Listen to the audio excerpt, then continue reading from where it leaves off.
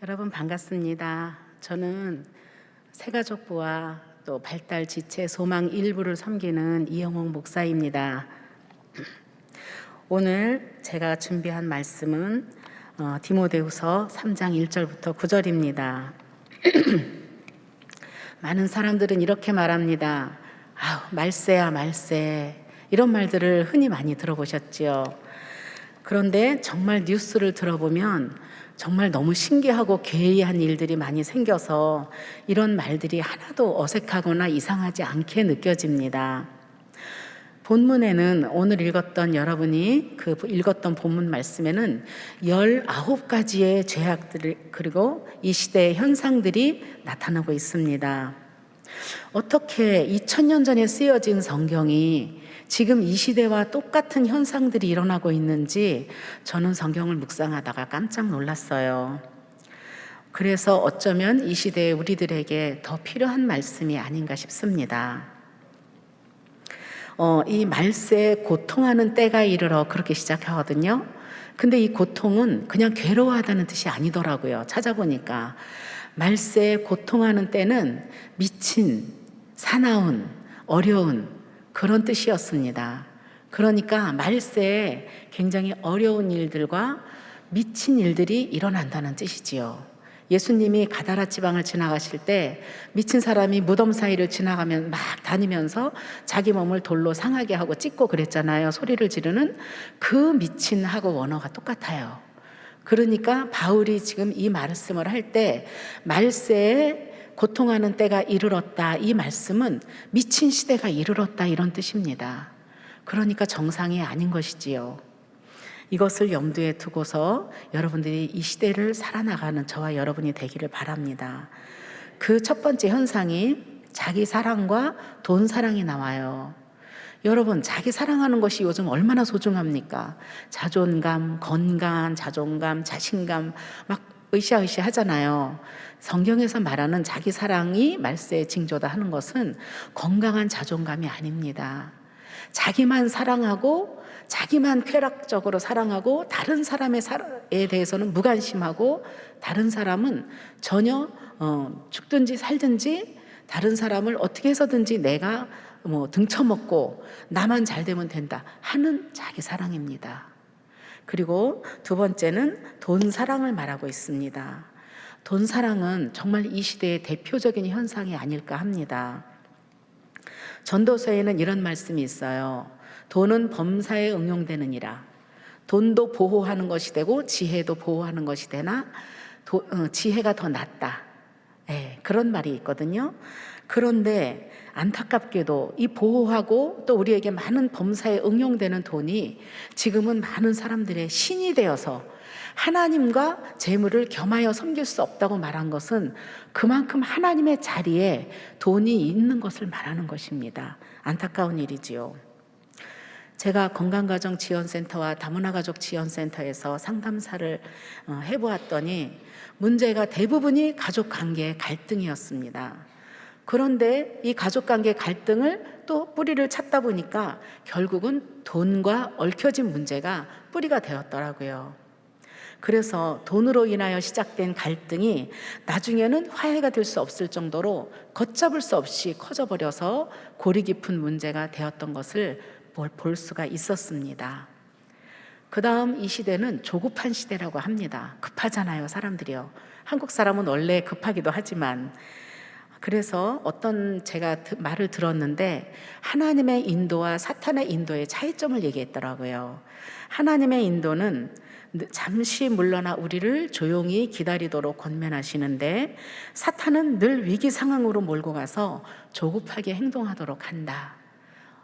그런 하나님과 사탄의 인도의 차이점을 여러분도 염두에 두시고 내가 지금 너무 급하고 조급하고 또 뭔가 막 마음이 불안하고 그러면은 다시 한번 조용히 자기 자신을 점검하는 그런 것도 좋을 것 같습니다.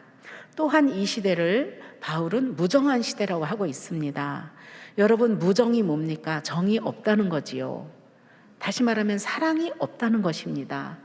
예수님도 말세에는 점점 사랑이 식어진다고 이것이 말세의 특징이라고 말하고 있어요. 그러니까 어떻게 보면 정상인 거죠. 이 말세의 현상 중에서 무정한 것은 정상입니다. 어떤 사람이 차에 치여 죽어가는데도 그냥 아무렇지도 않게 자기 길만 가는 것들, 여러분 뉴스에서 많이 보셨죠? 심지어는 어떤 사람은 그거를 촬영하기도 합니다. 자기 아이를 굶겨 죽이는 비정한 엄마에 대한 이야기, 또 외국인 노동자가 얼어 죽어가는데도 나는 모른다고 모르쇠 하는 나쁜 사장님들, 또 정말 이런 무정한 그런 일들이 많이 일어나고 있습니다. 그러나 그런 일만 일어나는 게 아니더라고요. 기찻길에서 떨어진 사람을 구하느라고 자기 다리를 잃은 사람도 있습니다. 울면서 맨발로 도망 나온 어린이를 자기 옷으로 감싸 안고 도시락을 먹여주는 따뜻한 사람도 있습니다. 보이스피싱을 당해서 불안해하는 사람에게 그런 지혜롭게 도와준 택시 기사님도 있고요. 물에 빠진 차를 맨몸으로 뛰어들어서 일가족을 구한 선장님도 있습니다. 이렇게 우리 주위에는 또 따뜻한 의인들이 많습니다. 그런데 여러분, 이분들의 공통점이 무엇인지 아십니까? 이 사람들은 오지랖이 넓은 사람들입니다.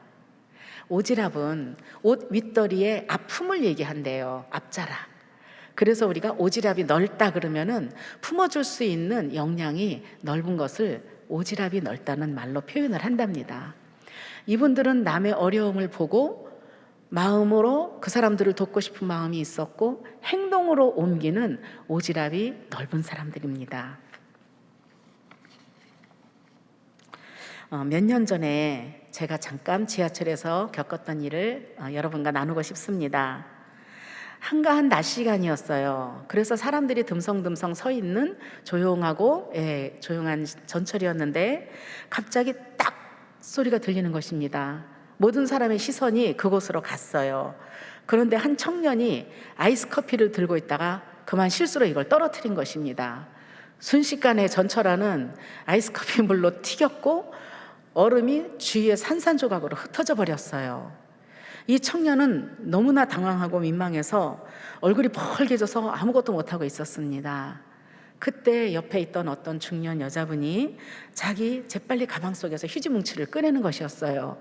그리고 이 청년에게 그것을 쥐어줬습니다. 그리고 자기는 막 가서 앉아서 그 얼음 덩어리들을 줍기 시작했어요. 그리고 또 이제 이 청년이 가만히 있는 데 가서 다시 휴지를 주고 그것을 같이 커피를 닦아줬습니다. 이 청년은 너무나 민망했고 부끄러웠던지 그 다음 정류장에 황급히 내려버리더라고요. 그런데 만일 그 얼음덩어리가 그대로 있었더라면 다음 손님들이 탔을 때 무심결에 그 얼음덩어리를 많이 밟고 미끄러진다면 큰 사고로 이어질 수도 있었다는 생각이 들었습니다. 그것을 바라보는 저는 참 그분의 그 친절하고 따뜻한 행동이 마음에 깊이 남았습니다. 또한 말세는 원통함을 풀지 않는다고 써 있습니다. 원통함이라는 것은 앙심을 품는, 휴전이 없는 이런 뜻이 있답니다. 앙심을 품고 휴전이 없습니다. 쉼이 없다는 말이지요. 용서가 없고 휴전이 없으니 계속 원통함을 품고 살아갈 수밖에 없습니다. 특히 관계의 문제로 고통받는 사람들이 요즘은 더욱 많아졌습니다. 한 번은 중국에서 온 유학생이 저에게 이런 질문을 했어요. 이모, 중국에는 모든 집에는 읽기 어려운 책이 한 권씩 있다. 이러한 말이 있는데 무슨 뜻인지 아세요? 여러분도 아마 눈치채셨겠지요. 겉으로는 부자이고 유명하고 남부러울 것이 없는 집안인데 안으로 들어가 보면 대부분 문제들이 하나씩 또 둘씩 있다는 말입니다. 그리고 그 문제들 중에서 가장 대표적인 문제들이 관계의 갈등에 관한 문제였습니다. 그래서 돈이 많은 집이 부러운 게 아니라 이 시대는 가족 간의 화목한 가정이 참 부러운 것 같습니다. 그럼 본문에 나타난 하나님은 어떤 하나님일까요? 여기서 제가 발견한 하나님은 화목하기를 원하시는 하나님이었습니다. 우리 다 같이 한번 읽어보실까요? 고린도후서 5장 18절 말씀입니다. 모든 것이 하나님께로서 났으며 그가 그리스도로 말미암아 우리를 자기와 화목하게 하시고 또 우리에게 화목하게 하는 직분을 주셨으니. 모든 것이 하나님께로부터 났는데 하나님은 예수님을 보내주셔서 그 예수님 때문에 나와 하나님 사이에 막힌 담이 헐어지고 우리가 하나님의 자녀가 되었죠. 그 대신 하나님은 또 우리에게 화목하게 하는 직분을 주셨다는 것입니다. 우리는 화목하게 함을 받은 자뿐만 아니라 이 세상에 하나님의 대사로서 화목하게 하는 역할을 하는 직임을 받았다는 말씀입니다. 그래서 우리는 우리 자신이 행복하고 또 화목한 역할을 함으로 다른 사람들을 행복하게 하는 그런 역할을 맡은 사람들임을 잊지 말으셔야 합니다. 내게 주시는 교훈이 무엇인가를 생각해 보았습니다. 저는 오늘 읽은 19가지의 말세의 현상 가운데 특히 원통함을 풀지 않는 시대에 마음이 갔습니다. 다 같이 한번 읽어보실까요? 잠언의 말씀입니다. 노엽게 한 형제와 화목하기가 견고한 성을 취하기보다 어려운즉 이러한 다툼은 산성 문빗장 같으니라. 여러분, 노엽게 한 사람과 그 마음을 푼다는 것은, 산성 문빗장은 전쟁터에서 적군이 쳐들어오지 못하게 얼마나 굳게 그 산성 문빗장을 닫아놨겠습니까? 그것처럼 풀기가 힘든다는 말씀이지요. 그래서 에베소서에 보면은 해가 지기 전에 빨리 분을 풀어라, 이런 말씀이 있습니다. 또한 잠언 17장 14절에 보면 이런 말씀이 있습니다. 같이 한번 읽어봅시다. 다투는 시작은 방축에서 물이 새는 것 같은즉 싸움이 일어나기 전에 시비를 그칠 것이니라. 처음엔 방축에서 돌멩이 하나가 빠져버렸어요. 그런데 물살이 세다 보니까 그 방축 전체가 와르르 무너져 버린다는 것입니다. 우리의 관계라는 것은 참으로 예민합니다. 처음에는 서운함이 생겼어요. 그러다 그것이 섭섭함으로 변합니다. 그리고 침묵하게 됩니다. 그리고 나중에는 점점 마음속에서 미움이 자라게 됩니다. 이 미움이 다툼을 일으킵니다. 결국은 다툼이 서로 관계가 깨지는 원수 맺음으로 나타나게 됩니다. 여러분, 이런 것을 많이 경험해 보지 않으셨나요? 저는 많이 경험해 봤습니다. 그래서 관계가 빨리 이렇게 됐을 때는 빨리 화해를 하고 풀고 하는 것이 참 소중하구나, 역시 성경 말씀은 진리구나 하는 것을 저도 많이 체험하고 있습니다. 마귀는 이런 일들을 조장하고 있는 것입니다. 절대로 마귀는 우리가 화해하고 화목하기를 원치 않아요. 어떻게 해서든지 내 마음속에 들어가서 그것에 대해서 왜곡하게 만들고, 그리고 화해하지 않도록 내 마음을 강팍하게 만들어 갑니다. 이럴 때일수록 우리가 그 마음을 빨리 풀 수 있는 뭔가 대화를 시도해야 된다고 저는 깨달았습니다. 이런 일들은 비단 세상 사람들만 하는 것이 아니라 우리 자신 안에도, 또 우리 가족 속에도, 우리 교회 공동체 속에도 보이지 않게 암암리에 많이 스며들어 있는 것입니다. 부끄럽지만 저희 가족 이야기를 하고자 합니다. 저는 결혼 후 남편의 목회지를 따라서 지방에서 10여 년을 살았습니다. 목회지를 서울로 옮기게 되어서 친정 가족들과 가까이 지내면서 분위기가 심상치 않음을 느꼈어요. 오빠와 막내 동생이 원수지간이 되어 있었던 것이지요. 아마도 서로가 큰 사업을 같이 하면서 네 돈 내 돈 없이 쓴 것이 화근이 되었던 것 같습니다. 이 와중에 엄마가 여동생 편을 들었다는 섭섭함이 변하여 결국 오빠의 가정은 나중에 부모님과 형제들과도 등을 지게 되었습니다. 그러면서 온 가족 관계가 서서히 균열이 일어나기 시작했어요. 원래는 사남매가 하하호 하면서 참 재미있게 지내던 관계였는데, 나중에는 부모와 자식과 부부관계, 형제관계까지 철천지 원수지간이 되어버렸습니다. 이 와중에 언니 부부는 이혼 소송을 하고 있었습니다. 저는 그 관계를 중재하려고 노력했지만 워낙 골깊은 갈등이 깊어서 재판 이혼을 협의 이혼으로 바꾸는 데 그쳤습니다. 가족관계가 이렇게 순식간에 산산조각이 날 줄은 정말 꿈에도 몰랐습니다. 이 모든 일이 불과 5, 6년 사이에 다 일어났던 일입니다. 다행히 저는 멀리 떨어져서 살았기에 가족들 한 사람 한 사람과 대화를 할 수 있었습니다. 기도했습니다. 하나님 도와주세요. 하나님이 기뻐하는 것은 화해고 화목인데 하나님 우리 가정이 이렇게 됐습니다. 그리고 대화를 나누고 오해도 풀어주려고 노력했습니다. 이 사람의 마음을 저 사람에게 전달했습니다. 그러다 보니 오해도 받고 욕도 먹고 미움도 받았습니다. 심지어는 저에게까지 냉정하게 말을 안 했습니다. 솔직히 어느 땐 너무 지쳐서 모든 것을 포기해버리고 싶은 생각도 들었습니다. 이 과정에서 저는 깨지는 것은 쉽지만 다시 붙이는 것은 10배가 더 힘들다는 것을 알았습니다. 잠언에 보면 송사할 때 원고의 말이 바른 것 같으나 피고 와서 밝힌다는 말씀이 있습니다. 다 자기의 입장만 생각하고 자기가 피해자이지, 자기가 상대방에게 어떤 상처를 줬는지, 나는 가해자가 된 적이 없는지 이런 것을 생각하는 것 같지가 않았습니다. 저는 힘들었지만 그 일이 제게 맡겨주신 하나님의 가정사역이라는 생각을 했기에 지금도 조심조심 걷고 있습니다. 물론 이 작업은 현재 진행 중입니다. 사랑도 없고 인내도 부족한 제가 어쩌다 보니 이렇게 성이 무너지지 않도록 막아서는 그 역할을 하고 있는 것입니다. 우리 에스겔서 말씀 22장을 다 같이 한번 읽어보겠습니다.